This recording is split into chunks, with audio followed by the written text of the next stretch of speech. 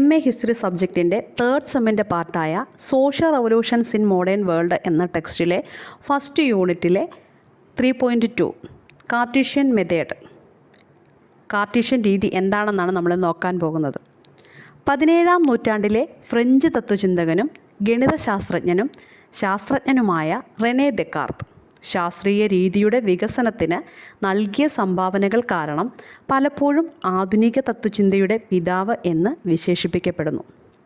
സമൂലമായ ആശയത്തിലും വ്യവസ്ഥാപിതമായ സംശയവാദത്തിലും അധിഷ്ഠിതമായ ദെക്കാർത്തിൻ്റെ രീതി അറിവിനെയും ധാരണയെയും സ്ഥാപിക്കുന്ന രീതിയിൽ വിപ്ലവം സൃഷ്ടിച്ചു.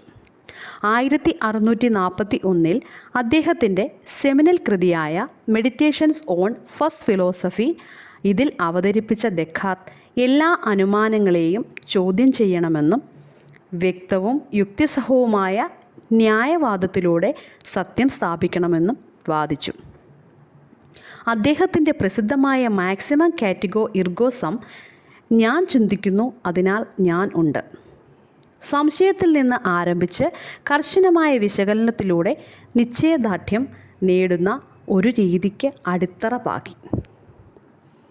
സങ്കീർണമായ പ്രശ്നങ്ങളെ ചെറുതും കൂടുതൽ കൈകാര്യം ചെയ്യാൻ കഴിയുന്നതുമായ ഭാഗങ്ങളാക്കി വിഭജിക്കുകയും അവയെ വ്യവസ്ഥാപിതമായി പരിഹരിക്കുകയും ചെയ്യുന്നതിലൂടെ നിരീക്ഷണത്തിലും പരീക്ഷണത്തിലും നിഗമനത്തിലുമുള്ള ശാസ്ത്രീയ രീതിയുടെ ശ്രദ്ധയുമായി ദെക്കാർത്തിൻ്റെ സമീപനം യോജിക്കുന്നു. ദെക്കാർത്തിൻ്റെ രീതി നമ്മെ സ്ഥാപിതമായ ആശയങ്ങളെ വെല്ലുവിളിക്കാനും വിമർശനാത്മകമായി ചിന്തിക്കാനും സ്വന്തം ന്യായവാദത്തെ ആശ്രയിക്കാനും പ്രോത്സാഹിപ്പിക്കുന്നതിനാൽ അത് ശാക്തീകരിക്കുന്നതാണ്. അദ്ദേഹത്തിൻ്റെ സംശയത്തിന് ഊന്നൽ നൽകിയത് വിദ്വേഷം വളർത്താനല്ല, മറിച്ച് അറിവിൻ്റെ ആഴത്തിലുള്ള പര്യവേഷണം പ്രചോദിപ്പിക്കാനാണ്.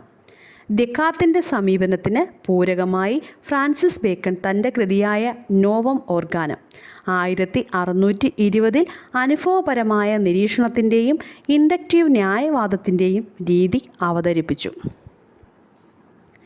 നിഷ്ക്രിയമായ സ്വീകാര്യതയിലൂടെ അല്ല, മറിച്ച് വ്യവസ്ഥാപിതമായ ചോദ്യം ചെയ്യലിലൂടെയും തെളിവുകൾ അടിസ്ഥാനമാക്കിയുള്ള നിഗമനങ്ങളുടെ അന്വേഷണത്തിലൂടെയുമാണ് യഥാർത്ഥ ധാരണ കൈവരിക്കുന്നതെന്ന് അടിവരയിടുന്ന ശാസ്ത്രീയ അന്വേഷണത്തിൻ്റെ മൂലക്കല്ലുകളായി ഡെസ്കാർട്ടസും ബേക്കണും മാറിയിരിക്കുന്നു.